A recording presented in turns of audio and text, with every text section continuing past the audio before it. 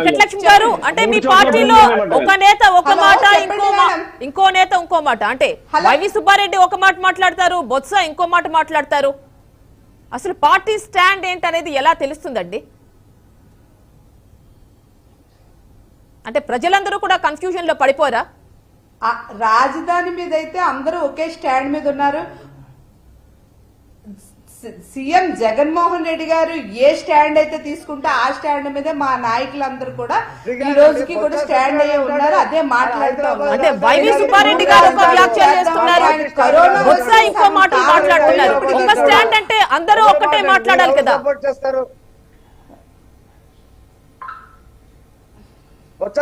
మాట్లాడేదని చెప్పండి. అందరూ కూడా మాట్లాడుతున్నారు, న్యాయపరంగా అడ్డుకుంటున్నారు కనుక సుబ్బారెడ్డి గారు ఈ రోజు చెప్తా ఉన్నారు, మేము కొత్త స్టాండ్ తీసుకుంటాం, ఇంకో 2 సంవత్సరాలు మేము అడుగుతాము, తర్వాత ప్రభుత్వం కూడా కొనసాగిస్తుంది అని చెప్పారు. ఎందుకంటే హైదరాబాద్ నుంచి ఆంధ్ర రాష్ట్రం విడిపోయింది, ఏపీ విడిపోయింది తప్ప ఏపీ నుంచి హైదరాబాద్ విడిపోలేదు కదా. ఆ ఏపీకి హైదరాబాద్ మీద పూర్తి హక్కులు ఉన్నాయి. ఎందుకంటే ఇంకా కంప్లీట్ గా విడిపోయి వచ్చేలేదు. ఇంకా మాకు విభజన హామీలు ఇచ్చినటువంటి 2024 వరకు అన్ని హక్కులతో కూడా మాకు ఆంధ్ర రాష్ట్రం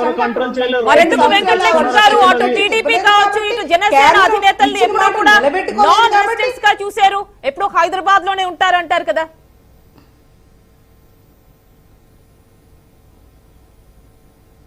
ఎప్పుడు కూడా వాళ్ళు నాన్ రెసిడెన్స్, ఎందుకంటే వాళ్ళు ఉండేది తెలంగాణ, వాళ్ళు మాట్లాడేది జగన్మోహన్ రెడ్డి. నాన్ రెసిడెన్స్ అంటారండి మీరు. హైదరాబాద్ లో రాజధాని పెడతారంటారు, 2 సంవత్సరాలు కావాలంటారు, మళ్ళీ నాన్ రెసిడెన్స్ హైదరాబాద్ విడిపోలేదు. హైదరాబాద్ నుంచి ఏపీ విడిపోయిందని చెప్పాను. అడగండి మేడం, అడగండి. నుంచి పక్కకు వచ్చినంత మాత్రానికి హక్కులు పోవు.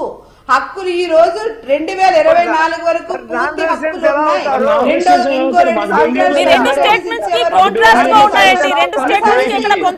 వీళ్ళు ఉండేది కూడా అక్కడ. వీళ్ళు మా అధ్యక్షులకి బెంగళూరులో ప్యాలెస్ లేవు కదా, మీకు 3 చోట్ల ఉన్నాయండి. జగన్మోహన్ రెడ్డి గారు 3 రాజధాని ప్రతిపాదన స్టాండ్ మీద ఆయన ఉన్నారు, మా నాయకులు ఉన్నారు. దాన్ని న్యాయపరంగా వీళ్ళు తెలుగుదేశం పార్టీ వాళ్ళు కానీ ఇతర పార్టీ వాళ్ళు కూడా అడ్డుకునే ప్రయత్నం చేస్తున్నారు కనుకనే వాళ్ళు 2 సంవత్సరాల వరకు పెంచితే బాగుంటుంది గడువు అయిన తర్వాత అని చెప్పి అడగడం తప్పులేదు కదా.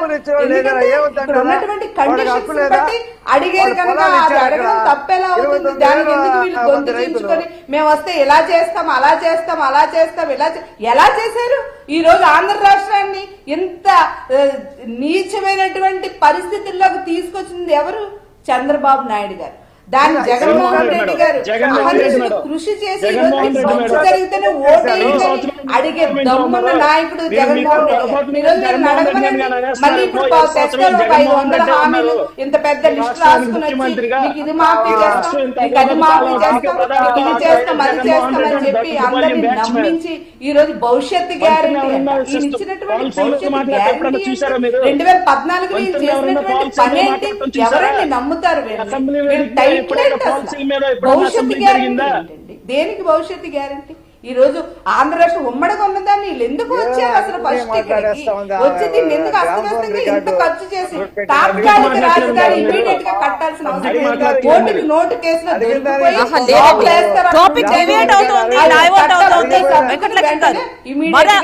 మన ఈ రోజు డిబేట్ యొక్క మెయిన్ పాయింట్ ఏంటంటే వైవి సుబ్బారెడ్డి గారి వ్యాఖ్యలు రాజధానికి సంబంధించి.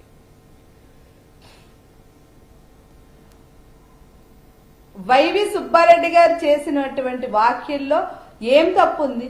ఆయన కరెక్ట్ గా మాట్లాడారు. ఎందుకంటే మేము 3 రాజధానులు ఉన్నారు, కోర్టు కేసులు వేస్తా ఉన్నారు. దాన్ని బట్టి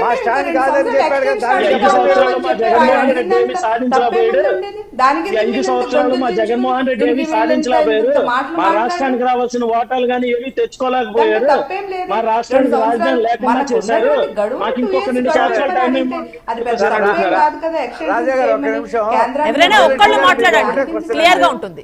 వీళ్ళకి లేదా బాధ్యత? ఆంధ్ర విజయలక్ష్మి గారు మీకు ఒకటే క్వశ్చన్, మీ గ్రామ రికార్డు ఆపండి.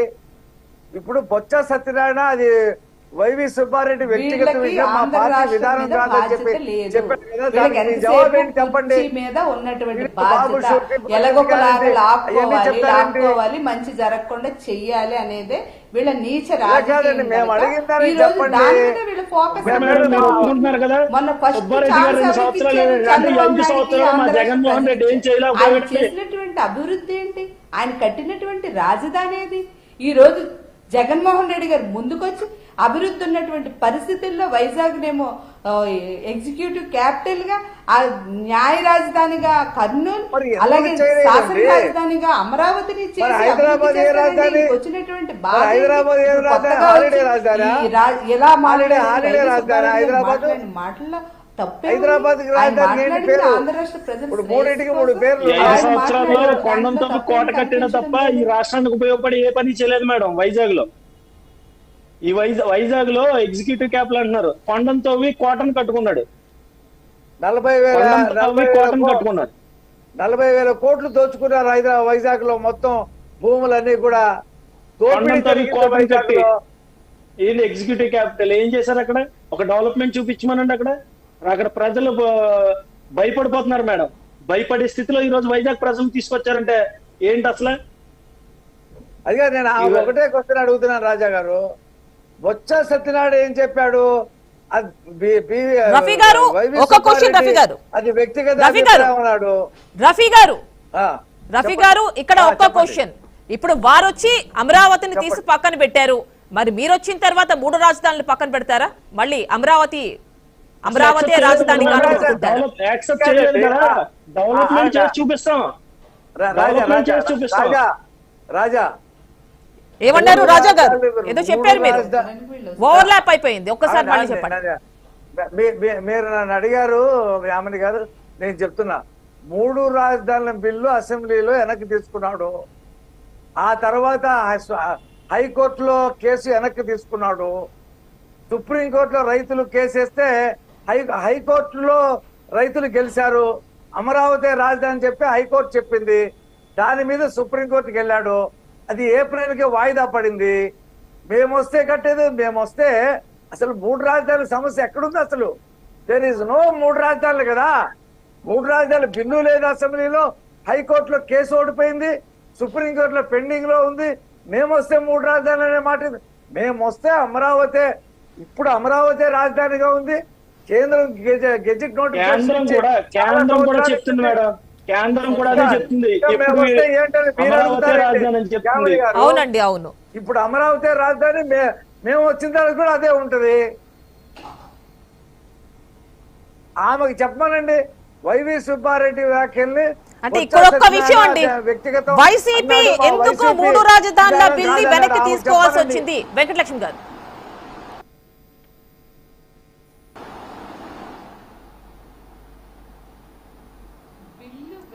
తీసుకోవలసి వచ్చింది అని అంటే కారణం కోర్టులకు వెళ్ళి అడ్డుకోవడానికి అది కారణం.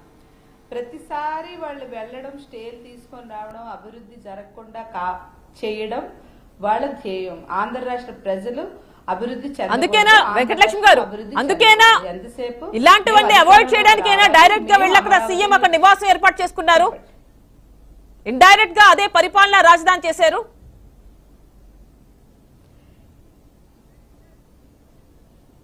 ఒప్పుకోలేదు. హైకోర్టు విశాఖపట్నానికి ఏమి తీసుకెళ్ళడానికి కుదరదని చెప్పింది కదా హైకోర్టు. ఎయిర్పోర్ట్ చూసినా ఆల్రెడీ ఎయిర్పోర్ట్ ఉంది, ఇక్కడ ఉన్నటువంటి రైల్వే స్టేషన్ ఉంది, అనేకమైనటువంటి కంపెనీస్ ఉన్నాయి, అనేకమైనటువంటి మంచి అభివృద్ధి చెందిన సిటీ విశాఖపట్నం. ఈ ఆంధ్ర రాష్ట్రంలో చూస్తే ఈ రోజు ఇలా అభివృద్ధి చేయాలంటే కనీసం ఆర్థిక పరిస్థితులు సరిగా లేని పరిస్థితుల్లో ఈ రోజు తెలుగుదేశం పార్టీ ఖజానా అంతా ఖాళీ చేసి ఆంధ్ర పరిస్థితుల్లో జగన్మోహన్ రెడ్డి గారు తర్వాత కూడా ఆయన ఏదో రకంగా అభివృద్ధి చేద్దామని ముందుకెళ్తుంటే ఆయన ముందరకాళ్ళ బంధం వేస్తూ ఆయనకు ఒక ప్రతి దానిలో కూడా కోర్టుకు వెళ్ళడం, స్టే తీసుకురాడు, కోర్టుకు వెళ్ళడం, స్టే తీసుకురాడు. ఇప్పుడు ఎందుకు గుర్తుకొచ్చింది మేడం? ఇప్పుడు హైదరాబాద్ అనేది ఇప్పుడు ఎందుకు గుర్తుకొచ్చింది? స్టార్టింగ్ నుంచే అక్కడే ఉండి జరపొచ్చు కదా. ఆంధ్ర రాష్ట్ర అయిపోతుంది కదా హైదరాబాద్. ఉమ్మడి క్యాపిటల్ విషయంలో ఉమ్మడి నమ్మే క్యాపిటల్ పరిస్థితి అయితే లేరండి. చట్టం ముందు 5 సంవత్సరాలు దాని మీద మీరే ఈ 5 హైదరాబాద్ సంవత్సరాల వెళ్ళి అక్కడ ఉంటారు. ఏ చెట్టు కింద ఏ చెట్టు కింద ఉంటారు మీరు హైదరాబాద్ వెళ్ళి? ఆయన హైదరాబాద్ వెళ్ళి ఏ చెట్టు కింద కూర్చుంటారు? కూడా వెళ్లాల్సిందే, వెళ్తారు.